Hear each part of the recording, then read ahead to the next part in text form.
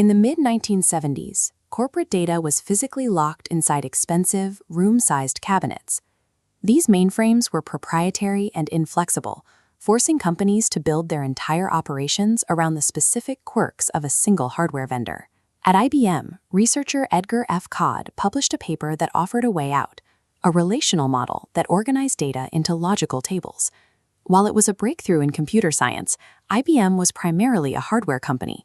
They saw little incentive to commercialize a software concept that might make their machines less central. Larry Ellison, a programmer and college dropout working in California, recognized the gap. He saw that if he could build the system Codd described, the software would be more valuable than the hardware it lived on. In 1977, Ellison teamed up with fellow programmers Bob Miner and Ed Oates to form Software Development Laboratories. Their mission was simple: build the relational database IBM had left on the drafting table. SDL represented a shift in the Valley's hierarchy. The goal wasn't to invent a new science from scratch, but to seize a high-potential technology that a larger competitor had failed to prioritize. The startup's first major validation arrived through a classified project for the CIA. The project was codenamed Oracle, and it provided the capital and the proving ground needed to refine their system. At the time, the industry relied on lock-in. If a company bought a specific computer brand, they were forced to use that vendor's proprietary software. The two were inseparable, giving hardware manufacturers total control over the customer.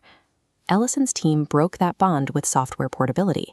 They engineered their database to run on different types of computers, decoupling the software from the machine. This allowed Oracle to spread rapidly. Businesses installed the same database across varied hardware, bypassing traditional restrictions. To capitalize on this brand recognition, the company renamed itself Relational Software Inc., and finally, Oracle Systems Corporation in 1983. Software portability transformed the industry's power dynamics. By making their product run everywhere, Oracle commoditized the hardware it sat on, turning their database into a universal requirement. Ellison's leadership was defined by a fierce win-at-all-costs mentality. He pushed his sales teams to capture the largest market share possible, driving growth at a pace that eventually outstrips the company's internal controls. By 1990, that pressure led the company to overstate its revenue, triggering a financial crisis that brought Oracle to the edge of bankruptcy. Their stock price cratered, and the company's very survival was in question. Ellison responded by overhauling the company's leadership. He cleared out the original management and installed a new, structured executive team to implement rigorous financial discipline. The crisis forced a transition. Oracle moved away from the chaotic energy of a startup and became a calculated, disciplined corporate entity capable of sustained, large-scale operations. With a stable financial foundation, Oracle pivoted from internal growth to a strategy of aggressive expansion through capital. They moved past the feature-by-feature battles of the 80s, where they fought smaller rivals like Sybase and Informix for individual contracts. They targeted the most essential tools in the enterprise world, absorbing massive players like PeopleSoft for HR and Siebel Systems for customer management. In 2010, they completed a massive acquisition of Sun Microsystems.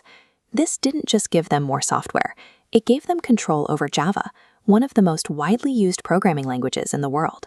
By consolidating these varied technologies, Oracle was no longer just a database company. They had built a portfolio large enough to challenge incumbent giants like Microsoft across the entire enterprise software landscape. This strategy of buying out the market leaders in HR, sales, and core programming languages meant that most large businesses eventually found themselves running on Oracle technology somewhere in their stack.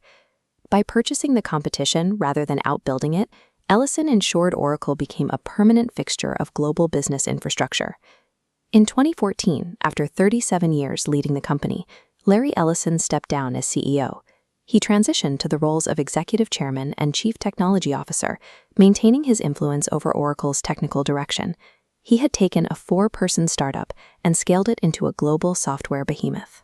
By the time of his departure, Oracle had become one of the most profitable and dominant forces in the history of the tech industry.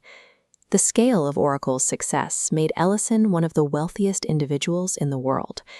He used that capital to fund high-stakes interests outside the office, including significant investments in aviation and competitive yacht racing.